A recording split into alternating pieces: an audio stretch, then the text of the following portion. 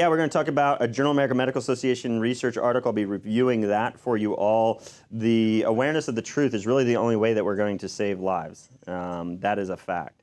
I'm going to try to be going 1 o'clock. You know, obviously I got family time on Fridays, Saturdays, and Sundays. I do take time for my family. But I will try and do at least short videos, maybe more. It won't be camera set up like this. It's going to be at home. But 1 o'clock most days throughout the month of October, Breast Cancer Awareness Month. I want to be aware of the corruption of medicine and the fact that breast cancer is continuing to increase and kill more women. And the only reason it's actually, if you look at a population-based evaluation of breast cancer, you're actually seeing women die of cardiovascular disease, of autoimmune conditions. They're dying at younger ages from other conditions. So ultimately, they're not living long enough to be able to die of breast cancer. So then, you know, their statistics are skewed when they're trying to claim that they're doing good by what they're doing. And so we're going to be into that hardcore on the 29th of October, which will be at 6 p.m. You can attend here in Clarksville if you live locally, but you can also tune in online. This will be an online talk. But next week, actually not this weekend here, but the following weekend, we're actually going 10/19 will be a hormone connection seminar with Dr. Patrick Flynn. Will be flying into town, hanging out with us, talking hormones, helping you prevent cancer in the first place, at least for the women who are dealing with. And in reality, it could help everybody because we're going to dive into the causes of hormonal disruptions, which would ultimately lead to the immune dysfunction, the problems like that, or the immune dysfunction leads to the hormone problems. Sorry about that. Got that out. Flipped around backwards. Repeat that. So he's going to teach us, he's going to show us how, and inform us on how we can get our hormones all straightened out, ladies, so, and men. So please, and men, you can help your women straighten out their hormones by doing the dishes. And we'll talk a little bit more about that in other ways. So I'm sure I'm being censored right now because yesterday I had 50 some. By this point in time, the day before I had 60, and now I've got 11. So I'm being censored like crazy. So I need you guys to do your best to tag family, friends, loved ones, get people on this show. So, but next Wednesday will be a unique discussion. I'll be discussing with a PhD, a grad student. He's going to be discussing his perspective as a public health advocate in terms of vaccination, advocating for vaccinations, his perspective on the evidence, the research, and why people need to be vaccinated. He says he considers himself very passionate about this subject. So he's actually from this hometown. He's from Clarksville, Tennessee, I guess. A staff member, Taylor, she's actually known this gentleman. Says he's got a good heart. We're going to give him the opportunity to give his perspective and listen to him. I'm going to let him present for the first 20 minutes, and then what is planned is I will get an opportunity to ask questions for the following 10 minutes. He's got a 30-minute break on lunch. He's going to be able to give us that time, so we need to show him appreciation for that, because a lot of people who are in the pro-vaccine arena do not want to give people like myself the platform. The reality is I'm giving him the platform on my platform to give his perspective. That is a fact. So I'm willing to give him the platform to speak his mind, to speak his perspective, to give his opinion. And I hope he'll return the favor in the future after I've given him that opportunity. But again, I'll be asking the questions in the 10 minutes, so it's going to be short. It's not going to be a debate. It's going to be him presenting and then me following up with the questions. And we've agreed to a specific kind of protocol with this process, and I'm being very generous, I feel. I'm feeling, you know what, if he's willing, I'm willing to play by his rules for a little bit. So what I'm going to do is he's going to give me information. I'm going to review that information prior to the talk, and then I'm going to ask him and send him questions. So for me to even get the information he would be presenting before the presentation, he needed to have my questions before his presentation. So I'm going to present him with questions beforehand. Hopefully he'll field some that come up as he speaks, because the reality is he's not just going to be reading slides. Hopefully he'll actually give perspective, some of his personal perspectives and speak to us. And I'm going to question that stuff and give him some things, hopefully, that he can think about, that the public can think about, and maybe he can give some insight from their perspective, from that public health perspective of why they continue to use vaccines that are shown to cause harm, cause damage, increase public health outbreaks of infectious diseases. So we'll see what he has to say about all that. So next Wednesday, 1 o'clock for that. All right, appreciate everybody. Is ultrasound better? No, it's not. Is it not harmful? True, it's not harmful. Although some ultrasound studies have shown that fetal issues can be from hearing to brain damage and other things from fetal, because yes, ultrasounds can actually burn things if you leave it in one spot too long, so just so you guys know that. But ultrasound for breast cancer is not quote unquote better, because ultimately it's better in the way that it doesn't cause radiation and cause the cancer. So in essence, if you're going to go the testing route in this manner, it's not the best, because a lot of human error can have there. Ultrasound is you have to take a one, you have to look around in the breast and stuff like that. Once you know something is there, ultrasound is a really good way to monitor size. But remember that even CT scans and other things, they've done studies, and again, this is a study I'll have to go through in the future, but they've done studies on like CT scans and different things and measurements, human error. I mean, you look at, my baby was supposed to be like 9 pounds, came out 6 pounds some odd ounces, and yes, I'm that horrible dad that doesn't remember the exact ounces of his son. All right, unimportant. The fact that I read research on vaccines and didn't vaccinate my son is more important than me remembering the exact ounces, but he was 6 pounds some odd ounces, and they said he was going to be 9 pounds. So that's a problem with ultrasound, but it's a better way to kind of monitor if you go to the same ultrasound tech, same ultrasound device, and you get a little bit better. But if you're losing weight, understand that the breast tissue is becoming smaller, so the fatty tissues are declining, so you're going to become into closer range to that tumor or that mass, and ultimately it's going to look larger on the image because you're closer to it, all that kind of stuff, kind of like the, yeah, anyways, you guys get that. So, but you really need to understand that detection needs to be followed by the proper understanding what needs to be done if a test comes positive. If you do the wrong things that cause cancer or cause cardiovascular disease, I mean, Herceptin and these drugs, yeah, they reduce breast cancer mortality by killing women from cardiac problems more frequently than if they just left the women alone. And these are studies, again, I can go through in the future. So. But again, you will not get, TWD does not work right now. You will only get the references at the end of October when I go through the breast cancer entire talk, kind of giving a broad overview. But I wanted to go through in more detail some of the individual studies, because this is literally going to take, if I can't go through an hour talk and get everything in, every study. So I'm going to go through daily studies and articles. So here we go. The first one I want to talk about is breast cancer screening, how Komen oversold the benefits of mammography. So they basically lied to people, and here's how they lied. Let's go through it. Susan G. Komen, who billions of dollars, millions and millions, and their CEOs and people that do this stuff are millionaires, and they lie to people, all right? British Medical Journal published the study, an article, which famously introduced Susan G. Komen for the cure, which famously introduced the world to the pink ribbon, used misleading statistics and advertising campaign to overstate the benefits of mammography while ignoring the risks, saying, publishing in the British Medical Journal. Another quote here, I'm just going to read this stuff and I'll give my comments and thoughts on it. Many women look to their doctors who aren't always up on the most recent data or to well-known breast cancer charities like Komen. So women will go to their medical physician and Susan G. Komen and charities to ask about, should I get a mammogram? Doctor's like, yeah, early detection saves lives. No, it doesn't. Hey! Why is it doing that? I don't know why it's doing that. Probably because our sound wasn't working and it stayed idle for too long. So, all right, here we go. There we go. I mean, think about that, folks. They're literally saying that many women will look to their doctors, their medical physicians, who aren't always up on the recent data. This is why you need your family and friends to be family. It's like friends and family, it's all one, you know, family. To be watching my videos, please help us. Get in contact with your local Wellness Wave doc, get in contact with myself. Let me guide you. Literally, I tell people, you know what, if I had to say you pay $1 for my adjustment and you pay the rest of the money goes towards the information and education that I'm going to give you, that will really truly save your life, all right? The 5-year survival rate for breast cancer, they said, was 98% when you did mammography. But when you don't, it's 23%. But you have to understand they're using a 5-year survival rate. So let's look at survival rates. Let's look at how they lie. And folks, this is what they're doing. They are lying.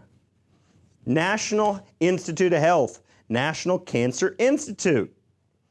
So we can even take their own data, research studies, and their analysis, their explanations. I'm using what most people would think and say, well, does the National Cancer Institute say this? Yes, they do. They say that Susan G. Komen is lying because if you understand 5-year survival rate and you don't explain 5-year survival rate and how deceptive it is in truly telling women that they would live longer if they get mammograms, no, they won't. So I'm using National Cancer Institute to explain how Susan G. Komen lies.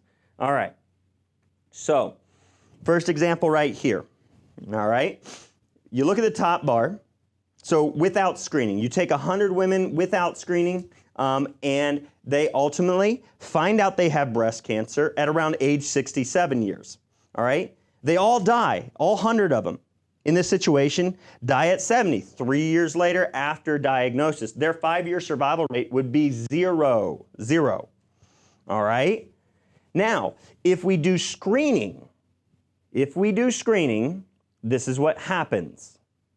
Screening diagnosed cancers at around 60. So if 100% of women, 100% of these 100 women, if 100 women go in, they get screening, and they all get diagnosed with breast cancer at the age of 60. All right? They all die at 70. These are the same women in 2 different scenarios. That is 5-year survival of 100%. Do you get? Screening, right? Ashley, go back to me.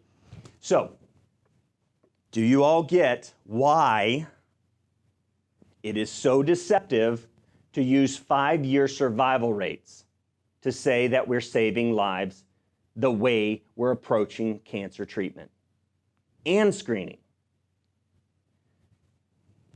All right, another example. Another example is right here. All right, so on the screen in front of you, without screening, top little section there, that green little box to the side, 1,000 people with progressive cancers. All right, so 1,000 people without screening are diagnosed with cancer, progressive cancer. 5 years later, 400 are alive and 600 are dead. So the 5-year survival is only 40%. All right? 5-year survival in people who undergo no screening for cancer is only 40%. But you go down below. With screening, 2,000 people, and this is why overdiagnosis, this is the bias of overdiagnosis, and this is another way in which screening is deceptive in its way of looking at survival.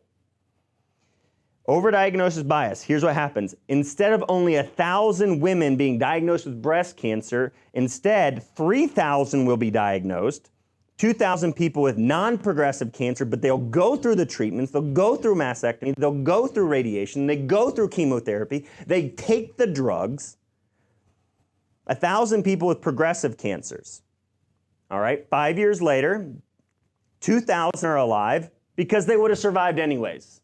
They didn't survive because of the treatments. They would have survived anyways. 400 are alive and 600 are dead. So look at the bar area above. 400 are alive, 600 are dead. 2,000 women were saved the stress of being diagnosed with cancer that would have never harmed them in the first place. Now, am I saying that somebody realizing that they have abnormal tissue growth in their body is something we should just completely ignore? No. You need to know that that is a sign that your body is not functioning properly and not healing properly, and you have something going on that is driving that abnormal tissue growth. Whether it's an aggressive and progressive cancer, or whether it's just a benign tumor mass growing, there is still something that's not going right. Look at the causes that are underlying that lead to that abnormal cellular and tissue growth or mass formation. And the reality is some women change their lifestyle as they start to feel crappy, they don't feel healthy, they formed a tumor in their lump while they were living a really bad lifestyle. As they felt bad, they decided to change their lifestyle. Now the body has walled off the cancer. It's created scar tissue in a lump and a benign tumor, and that tumor is never going to grow. It's never going to do anything because the woman changed her life just because she didn't feel well. It didn't take a screening, it didn't take anything. She just said, I don't like feeling this way. So they changed her life. But if she goes in for a screening, a mammography, and she's tested for breast cancer, they find that lump and say, hey, look, you have cancer. Your body had already walled it off. This is why they even see in studies that tumor biopsy causes metastatic cancer. It causes and initializes the spread of the cancer because you are puncturing a wall that your body can build up around the cancer cells to wall it off. People aren't told this, and they need to be.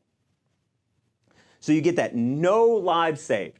Only an additional 2,000 women were told they got cancer, and 2,000 more women were shuttled through the Cancer Society's, factory of cut, poison, and burn. Surgery, radiation, and chemotherapy. But no lives are saved. All right, let's go back to the Time magazine, how Susan G. Komen lies to us. Okay, they ignore the harms altogether, they said. Say, for instance, again, that was the example. This is how they wrote it in the article. Say, for instance, 100 women received diagnosis of breast cancer at age 67, not through screening. They did not go to screening, but because they detected a breast lump through self-exam. Assume they all die at 70. 5-year survival is 0%.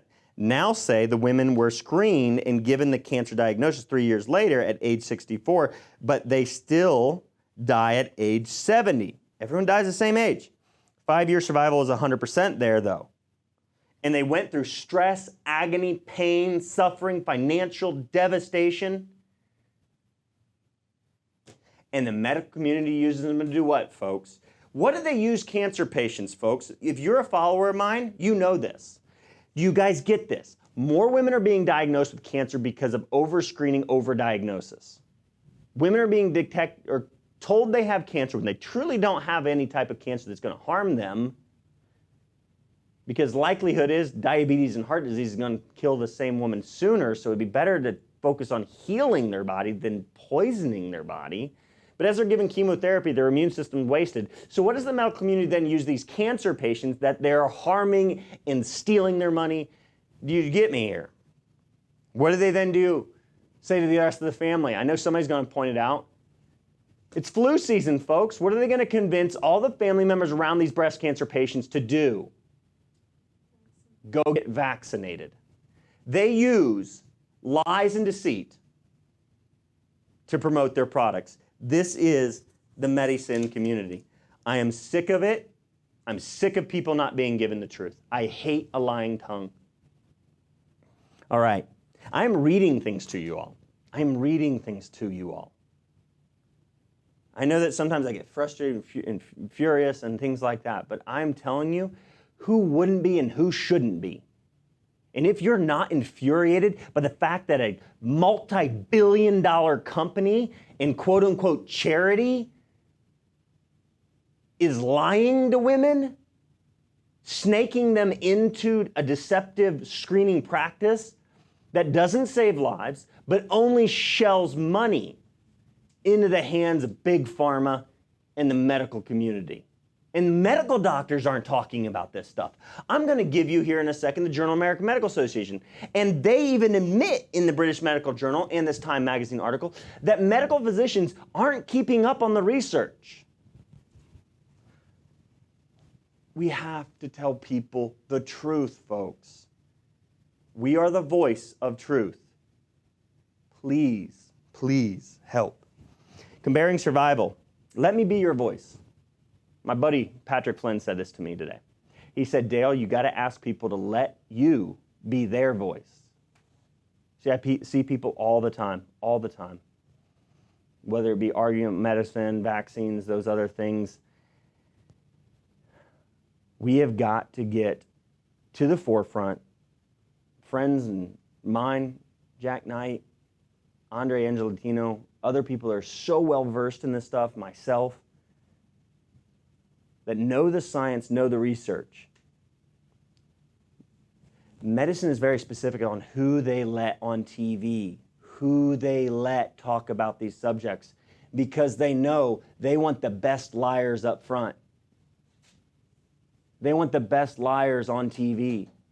They want people who are scripted, who will not just talk about what they know and what they don't know and how much research they read and how much research they haven't read. They know what they're doing. Let me be your voice. Let me help you. Get this word out there. Comparing survival between screened and unscreened women is hopelessly biased. The authors of the article said, death from breast cancer over the next 10 years from 0.53%, but that is from breast cancer alone, to 0.46%, a difference of 0.07 percentage points if you got breast cancer screening. But that is death from. From is a very important word to realize when it's in a research study that a 9mm can prevent people from dying from cancer. If Herceptin causes more heart failure in the women treated and they die of heart failure, they cannot die from breast cancer. This is why research is completely bogus when you study it hardcore. You see the, again, deception. Because it can catch small cancers, screening can catch small tumors. That would never cause any symptoms or kill the patient to begin with. Some tumors grow extremely slowly or not at all. By diagnosing these women, you're including patients who will, by definition, survive, thereby inflating 5-year survival statistics, even though the screening itself didn't actually save lives. So we have that, again, through screening, through 2,000 more women going around town, taking part in Susan G. Komen's pink ribbon campaigns, asking for money, stealing more through their lies. And it's not the women who got taken advantage of that are lying. The women who are diagnosed unnecessarily with breast cancer because of the lies of Susan G. Komen and the lies of their mammography screening center in their community, the hospitals in my community, the centers in my community, the health department in my community, all do this crap. They don't tell people the truth. And if they want to argue that fact with me, and they want to try and tell people the truth, or argue that I'm not telling them the truth, let's go. I want to see you break down the Journal of American Medical Study and say how your evidence is better than theirs. How your evidence is better than the Swiss medical boards. I'm tired of it. And I'm the one who is condemned and chastised in my community. You can see I'm venting a little bit here, folks. I can understand. A lot of people have been asking, where'd the wild doc go? Because it's like I was the calm doc there for a little while. I know. Going through a spell. I don't know what got under my skin. Between 20 and 50% of women screened annually for a decade experience at least one false alarm requiring a biopsy. They have more evidence that women will get false diagnosis, biopsies, and treatment. They have evidence that's solid, says, yes, we are overdiagnosing, overtreating, and we are harming, we are killing women by our treatments because women die of malnutrition. They die of the chemotherapy. They die of the drugs that cause heart failure. Susan G. Komen lies to us. That's all I wanted you guys to realize. Let's go to the Journal of American Medical Association article here so that you guys got the evidence in hand, ready to go. Let's go through it. Breast cancer screening incidence and mortality across U.S. counties. This comes from the Journal of American Medical Association from 2015, July 6, 2015. If you need to, you Google it. Right now, this is not going to come through the TWD link. You cannot do that. It will come at the end of October when all these research studies that I've covered and this entire series will publish on my website, thewilddoc.com. All right, here we go. So the results of the study, an absolute increase of 10% points in the extent of screening was accompanied by every 10 points increase in screening. So 10% more women get screened, 16% more breast cancer diagnosis, but no significant change in deaths of breast cancer. No significant decline in breast cancer deaths. So more women getting diagnosed, but no less dying. Going on. When analyzed at the county level, the clearest result of mammography screening, this is their conclusions. When analyzed at the county level, the clearest result of mammography screening is the diagnosis of additional small cancers. Furthermore, there is no equivalent decline in the detection or concomitant decline in the detection of larger cancers, which might explain the absence of any significant difference in overall rate of death from the disease. No reductions in death from the disease, but additional women being diagnosed. Together, these findings suggest widespread overdiagnosis. And if overdiagnosis is what you get more women going through the pill mills, the chemo mills. Aggressive treatments improved. So here we go. So primary analysis, okay? However, there is no evident correlation between the extent of screening and 10-year breast cancer mortality. There is no commensurate or parallel change in the 10-year breast cancer mortality. No reduction in breast cancer mortality. Could have been more people dead, they said. Breast cancer incidence is largely confined to small cancers with no reduction. Cancer incidence is largely confined to small cancers less than 2 centimeters with no reduction in women presenting with larger cancers. So again, it didn't detect cancers earlier. They still seen the same number of women coming in with full-on progressive, late-stage, larger tumors. And that's important to understand because one of the excuses and arguments is we'll detect more women at smaller cancers, not have to cut off their entire breast.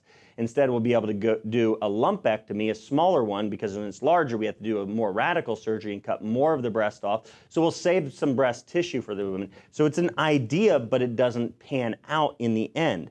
No significant reduction is seen in the incidence of breast cancer at any tumor size. No change in the incidence of locally advanced and metastatic disease. So no reductions in stage 3 or stage 4 cancers when we screen. One of the rationales for screening is to spare women more aggressive surgical procedures, just like I explained a second ago. In short, no concomitant reduction in non-breast conserving surgical procedures. So they didn't see. An argument is, let's do screening, let's find a tumor at an earlier stage where it's smaller, we can cut less tissue out of the breast of these women, we can take that little 2 centimeter or less tumor out, we won't have to cut out a big piece of the breast, and we'll save women that, that negative effect of having lopsided breasts or cutting off the entire breast. But they didn't do it. No, they just increased their lumpectomy rates. And their mastectomy rates stayed the same. So, discussion. Screening mammography should ideally detect harmful breast cancers early. That's ideally. This is discussion. This is what they would want to see. But ideally isn't always reality. So again, I know. I get frustrated, I get fired up. This is a 2015 study, though. They're still doing breast cancer screening in this county, this state, my community. And no one has ever been told this right here. Every single woman I have ever spoken with has either figured this out on her own or was told by me. I have never come across a single woman in my community that literally says, yeah, my doctor told me the truth about mammography screening. No, they are called up. They are auto-telephoned. They are text messaged. They are emailed. Get your mammogram. They get it on Christian radio shows. Go get your mammogram. We are letting the devil into the church. The churches are promoting Breast Cancer Awareness Month. And if I wanted to speak the truth in the church, I don't always get the open door. Pastor, I love you. But I'm telling you right now, people, it is so evil that what is taking place, if people would open their eyes, but it's so in-depth. It's so deep. The serpent is so deceptive. It's hard for people to take the time necessary to see how evil the system has become. It would be ideal if we detected cancers early and reduced mortality from breast cancer, but they don't. Goes on, across U.S. counties, the data show that the extent of screening mammography indeed associated with an increase incidence of small cancers, but not with a decrease in incidence of larger cancers or significant differences in mortality. It has been hoped that screening would allow breast cancers conserving surgical procedures to replace more extensive mastectomies. We saw no supporting evidence of that, no change in larger full-on mastectomies. Goes on, the simplest explanation is widespread overdiagnosis. The simplest explanation for no lives saved is overdiagnosis, which increases the incidence of small cancers without changing mortality and therefore matches every feature of the observed data. Clinicians, doctors, are correct to be wary of ecological studies. So again, this is discussion. This is their thoughts. This is, theories of what and why we should be looking at this. They say the clinicians are correct that we should be wary of ecological observational studies like we're discussing here because of ecological fallacy. Ultimately, however, decisions must be made and based on evidence that is available, not unachievable idols. Idols is what I'd like to call it. Let's call it what it is. It's an idol. Mammography is an idol by medicine. Clinicians are correct to be wary of ecological studies. So they're saying be wary of a study like this. But again, the last video I did, a couple days, not the last one, not yesterday's, the day before, on October 1st, I showed you a Swiss medical board completely abolished mammography screening. They said do away with it because it doesn't save lives. It actually leads to more women going through harmful treatments that can cause cancer, cause other types of cancer, more aggressive cancers. So the woman could be taken from a cancer that would never harm her, be diagnosed because of mammography screening, undergo chemotherapy that causes cancer stem cells, undergo radiation that causes cancer stem cells, that isn't killed by chemo, that isn't killed by radiation, is actually fed by those things. So then they get cancer 5 years, 10 years later. They're a cancer survivor because they lived 5 years, but because of the chemo radiation they got for a harmless cancer, they ultimately develop cancer in the future and die of that cancer. That is what's taking place. But again, they're saying observational studies are not always exact. But they also say, doctors, you can't use that as an excuse to ignore the data that is available to us all, which is only showing increases in mortality from breast cancer or no decreases whatsoever and increases in overtreatment, overdiagnosis, overharms by what they're doing. They're sticking needles in women. They're cutting their breasts off. They're burning them with radiation and chemotherapy. I understand this is harsh to hear. But somebody has got to say it in a way that it is clear to everybody so that people can stop being taken advantage of. Other researchers, again, this is the Journal of American Medical Association. I'm sharing my opinion and my thoughts at times, but I'm reading the study to you. I get fired up because lives are being harmed. I can't imagine, it's hard for me to imagine people who live in this world, in my community, that have never heard anything like this, have never gotten a true explanation about the science, don't understand 5-year survival, don't understand what chemoradiation does, don't understand that cutting body parts off don't extend your life unless that tumor is on a vital organ or nerve or artery. Yes, thank God for a skilled surgeon in that very small circumstance, that very small percentage of the patients out there, because that could buy them time. I'm telling you, buy them time. Cutting it out is not a cure. Cutting it out is not a cure. It buys you time so that you can figure out what caused it in the first place, because those cells came from your own body. If those cells came from your body, that is your body, it's just not working right. It's just not growing right. It's not even just not, it's growing more than what it should. It's growing faster than what it should, and it's not dying like it should. Cells should turn over. They should have a life cycle, and they should die. Be replaced by newer, healthy ones. But it's when they don't die like they should. People aren't getting this explanation, and this is why people keep dying of cancer. This is why lives are devastated. This is why families are separated. This is why families go bankrupt. This is why people lose time with their family and their friends and their loved ones, because people aren't given the truth. So another thought is, the other researchers considered mathematical modeling in simulation studies more reliable. This is like, I want to just smack my forehead. Think about this, folks. Think about this. Researchers considered their mathematical models in simulation studies more reliable than observing actually what's going on in real life. What? Wait a minute. We're observing that women are dying more, younger and younger. We're observing like westernized medicine is causing people to commit suicide, to literally develop autoimmune conditions, chronic lifelong, diabetes in early ages, cancer in early ages, suffering, more drugs. And we're going to trust them when they say, yeah, the real world shows that our children are sicker than ever before in history and dying at higher rates ever before in history practically. And this isn't a westernized world. This isn't like before we actually had sanitation and clean water. Yeah, more were dying then, because we lived in literally confines of big cities, and that's where the death rate was occurring.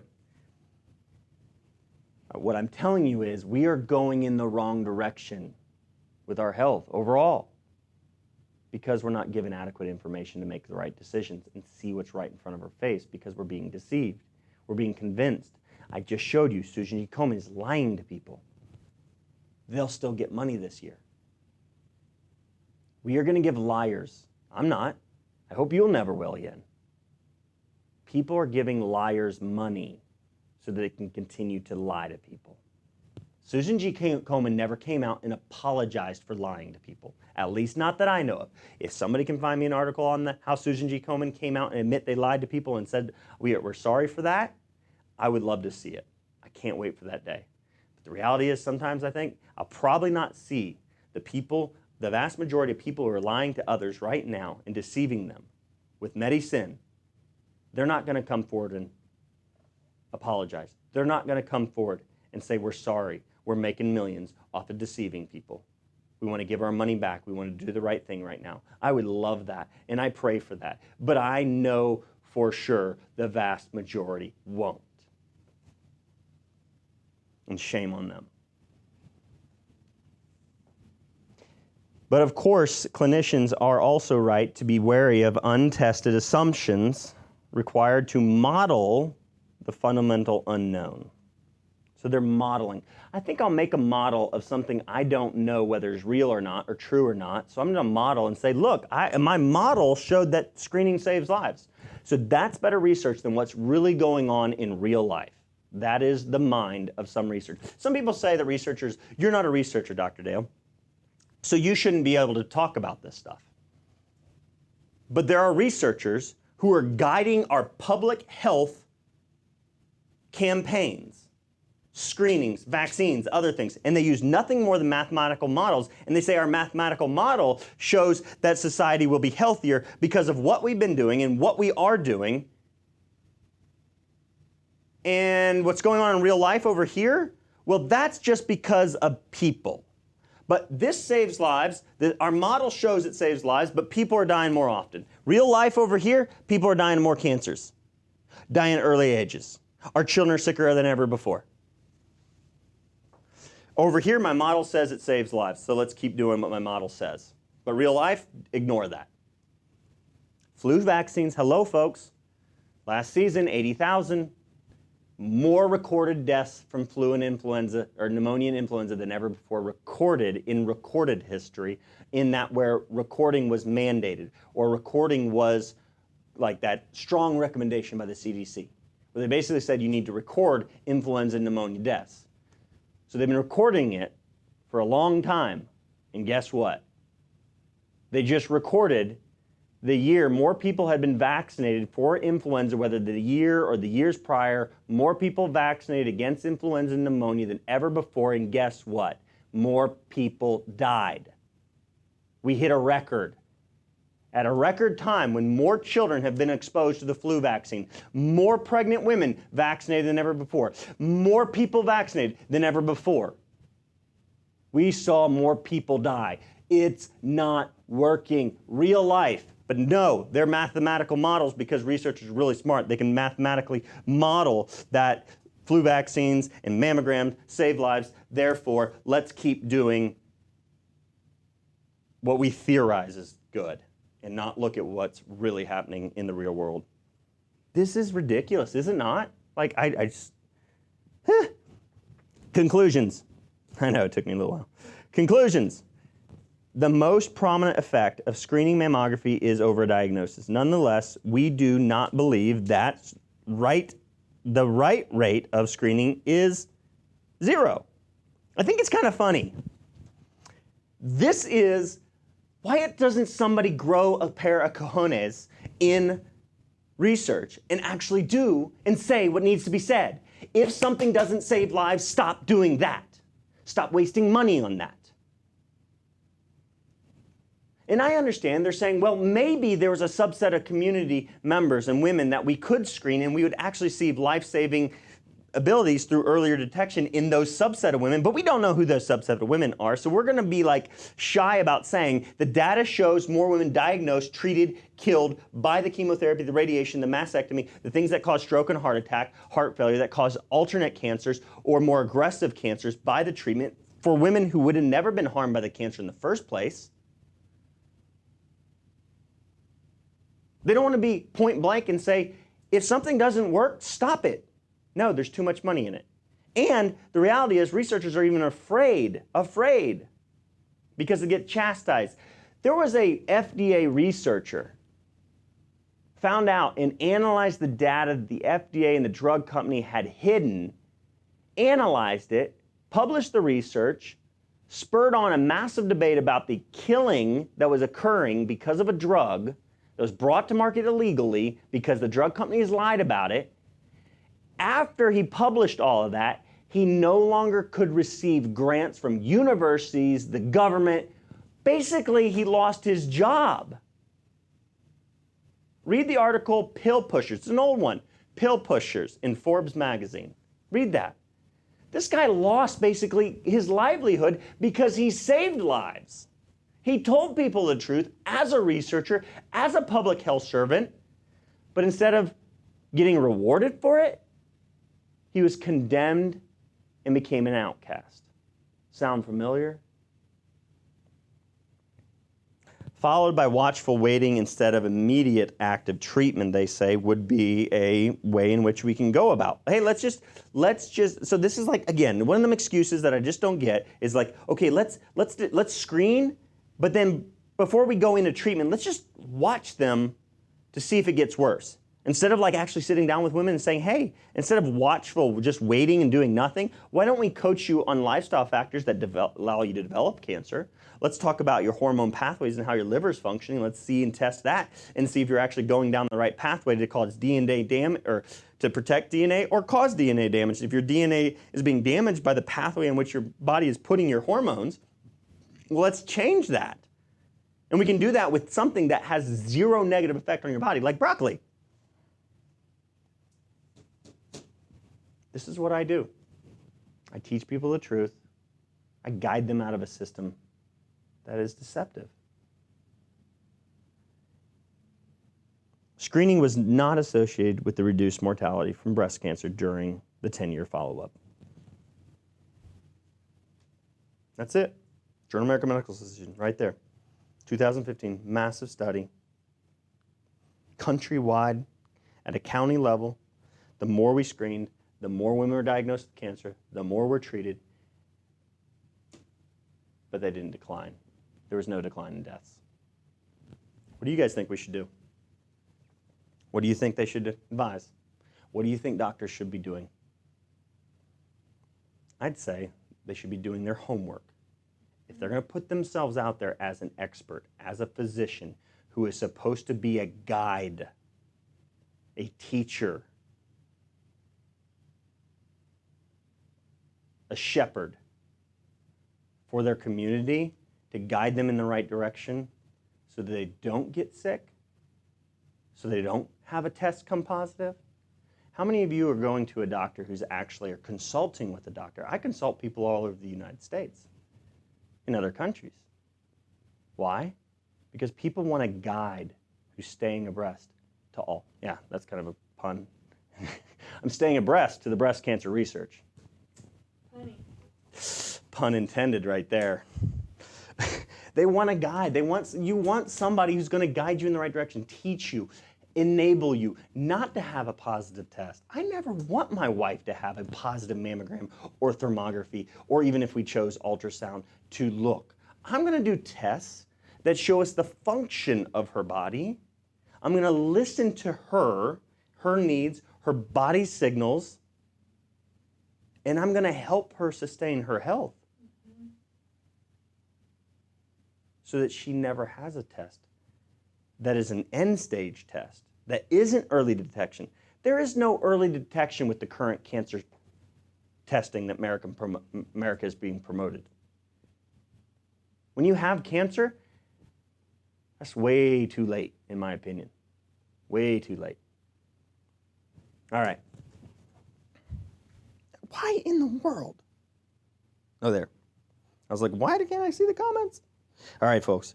Becky says, take a deep breath. Don't let them use scare tactics to use chemo, radiation, or surgery. Get other opinions. You did not get this overnight. Absolutely. Thank you, Becky. To somebody asking.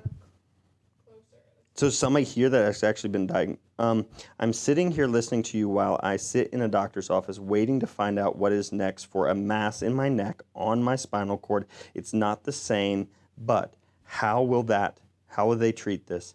I don't trust medicine these days. Dreama, closer, give me a call, 931-591-2010. Give me the information about your case, about your condition. I'm here to help. This is what I do.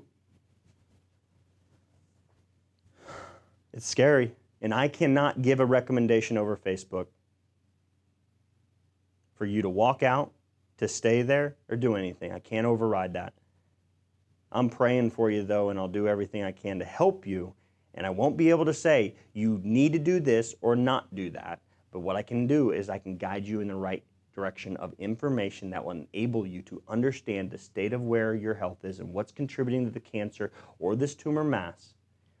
And then I can guide you in the direction of things that have been actually established to enable your body to fight off whatever it is much more efficiently. I can guide you in the direction of the research that's available to us all to be able to understand if you choose to go chemo and radiation or surgery. I can guide you in the direction of which science has proven that we cannot, that we wouldn't be just allowing your immune system to plummet because of chemo. We can actually use herbs and mushrooms to enable you to maintain the strong immune system. I can show you that we can use food and nutrition to prevent the liver toxicity from chemotherapy. And the science is there, and it's been done in human trials, and nobody's talking and sharing this stuff with cancer patients. They feed sugar, soda, candy at the cancer clinic in my community. They feed them things that are established to contribute and cause cancer, to actually increase the chemotherapy's negative effects on all the physiology in our body.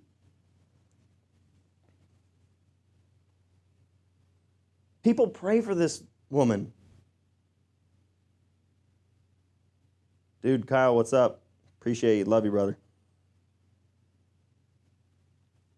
Man, Becky's praying. Becky says, call him. Thank you, Becky. Folks, I'm here to help. Let me do that for you. Let me do that for your friends, your family members. Man, I just had a talk with a daughter yesterday. Her mother going through cancer, chemotherapy. The tumor's not shrinking. It's not. And they're literally, oh, it breaks my heart.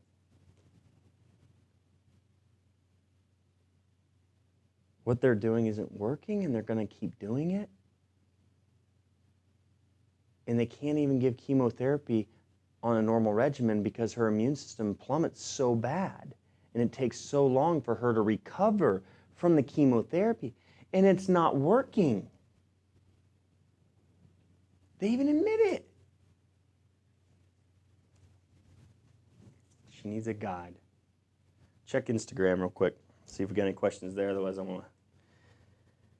Guys, I really, really, really appreciate the fact that I get to share this type of information every day of my life, because it is so freeing to finally relieve my burden, that burden on my shoulders of thinking to myself, people are dying and people are being taken advantage of and lied to. And I'm going to read this research to you just like I read it, let you absorb it, and you use it for what you need. Who's that? Patrick. Sweet. Hey, Patrick.